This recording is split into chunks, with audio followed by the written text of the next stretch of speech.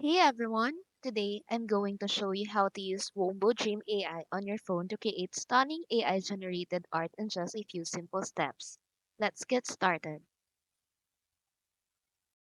First, head over to the App Store or Google Play Store, search for Dream by WOMBO, and install the app. Once it's installed, open the app and tap Create. Next, you just need to type a description of what you'd like the AI to generate. Be as creative as you want. Note that you can also choose from various styles like realistic, futuristic, anime, fantasy, abstract, and many more. Each style gives your image a unique look.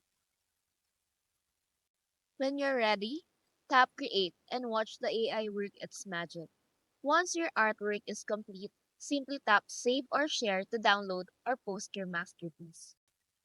For additional tips, you may experiment with different prompts and styles for unique results. You may also use your AI art for wallpapers, profile, or creative projects. And that's it. Now you know how to create amazing AI art using Robo Dream AI on your phone.